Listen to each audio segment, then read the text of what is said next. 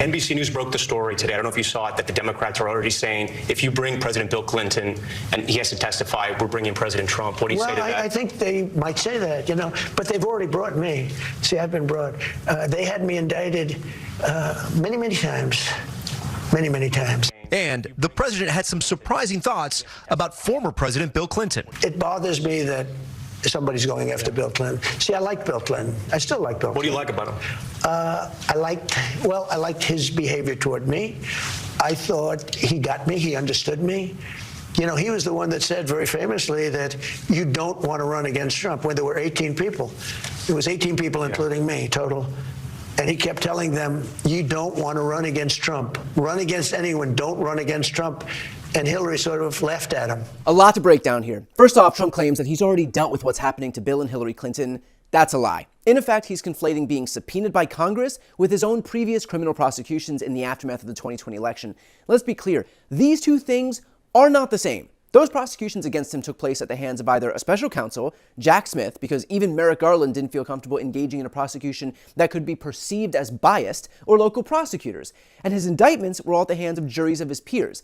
I know that Trump loves to pretend that Adam Schiff and Joe Biden did this unilaterally to him, but that was literally the legal process playing out as it should, at the hands of prosecutors gathering the facts and juries recognizing the criminal activity that he engaged in. Trump was indicted not because of some witch hunt, but because he tried to subvert free and fair election, because he sought to block the certification of Congress, because he took classified documents from the White House and refused to return them, because he committed campaign finance violations.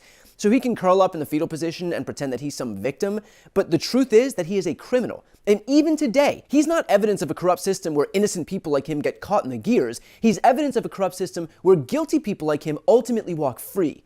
What Bill and Hillary Clinton are contending with is being compelled to testify for Congress on their involvement with Epstein, which, by the way, I support. In fact, I think we should all support it for two reasons. First, anyone, Democrat, Republican, Independent, who engaged in criminal activity with Epstein should be held to account for it. Full stop. I don't care who did it. If you did, there should be a zero tolerance policy for those people. If that means Bill Clinton, so be it. We are not a cult of personality. We will not absolve you of criminal behavior just because of your political affiliation.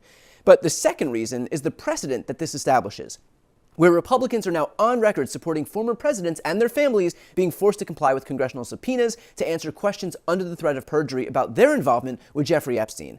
And considering Trump's name is in the files thousands of times, I think it's a pretty legitimate basis to have the Clinton standard apply to Trump.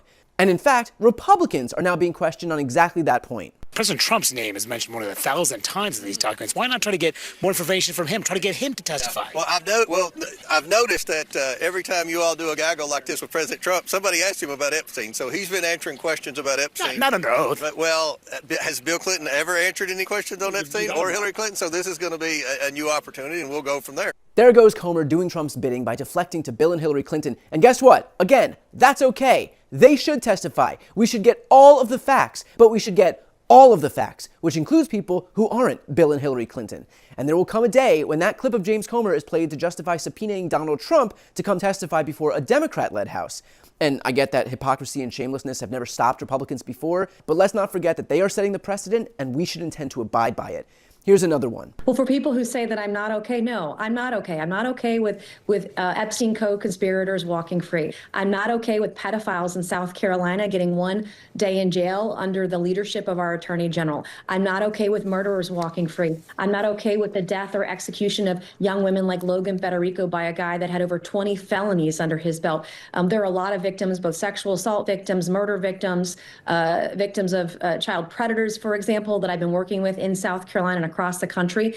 What's happening right now where people don't go to jail for the crimes they commit because of their power, their wealth, or whomever they are, because the system is broken, none of us should be okay with that. And if I'm going to be attacked for standing up for those that don't have a voice, who can't stand on their own, then I'm going to be okay with that. And I say, bring it on to the mainstream media. If they can't break me, they're just going to make it up. And I'm here for it. And nothing's going to stop me from being governor of South Carolina. Wow. Okay, I can't believe I'm saying this, but I think Nancy Mace and I are on the same page. And so surely, after that principled stand we just saw her take, we would be in agreement that since Trump is also in the Epstein files, he should testify too, right? Congresswoman, last question. Do you think that President Trump should answer more questions about the Epstein files? Well, I believe he already has. I mean, he went to the authorities. He's the one that banned Jeffrey Epstein from Mar-a-Lago. He's been very open and very transparent. And I hope that he will support the efforts of the House Oversight Committee to get to the bottom of this. And I want to see people named. I want predators named. I want them investigated, and I want them to go to jail. Oh, so close. So close to having even one single solitary principle that extends even to their deity, Donald Trump.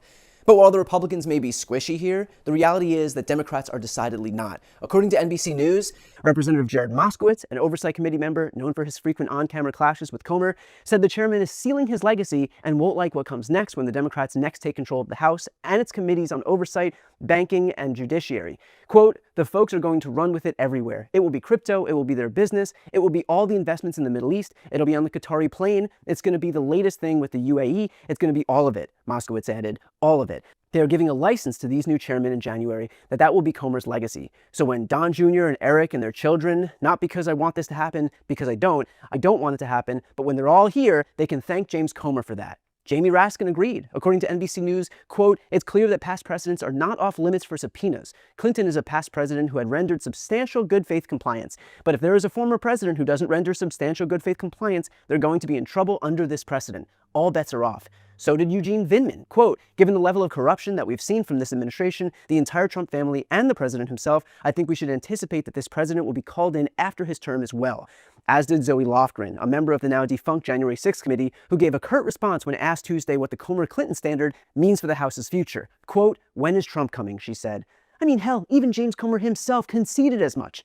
Asked by NBC News on Tuesday if he's setting a precedent that Democrats could use to call Trump to testify, Comer conceded it could set a precedent. All of which is to say, Democrats did not start this fight, but we should have every intention of finishing it. Call the Clintons to testify. Give them the grilling that they absolutely deserve. Get all of the answers. If they've done something wrong, hold them accountable. And then apply that same standard to everyone, including Donald Trump. And to that end, you know that Donald Trump recognizes that that's a possibility, which is why he's already hedging and claiming that, well, you know, maybe Bill Clinton shouldn't testify, maybe it's not fair, after all, he's been so nice to me. First of all, we get it. Trump's a narcissist. If the guy could fillet himself, we'd probably never see him again. Not exactly a surprise. But underneath that is the concern that one day, when Trump isn't in power, he will be in the exact position that Bill Clinton's in. A former president with ties to a pedophile forced to answer for what he knows. And remember, it is a crime to lie to Congress, and it is a crime to defy a congressional subpoena. And as long as the next Democratic Attorney General does not subscribe to the Merrick Garland approach to government, then Trump can be held accountable if he refuses to show up, or if he shows up and lies about something that can be proven false. And I'm not sure if you're familiar with Donald Trump, but he tends to lie. A lot. So let's see what Bill and Hillary Clinton have to say, and then let's keep going. Because while we're in the business of hauling powerful ex-presidents into Congress to testify, Trump might want to clear his calendar for February of 2029. Before you go, if you enjoyed this content and you want to see more and support independent media, please subscribe to this channel. The subscribe button will be right here on the screen. But second, the reality is that we are now in a political environment where this administration can lean on any of the social media platforms to suppress certain voices if they don't like critical coverage. That means my longevity here is in the hands of a few tech billionaires who are already making it clear that they are willing to cater to this administration. To that end, signing up for my newsletter is a way for me to reach you directly if that ever becomes necessary. I'll put the link right here on the screen as well, so please sign up. It's free, but there's also an option to do a paid subscription if you'd like to support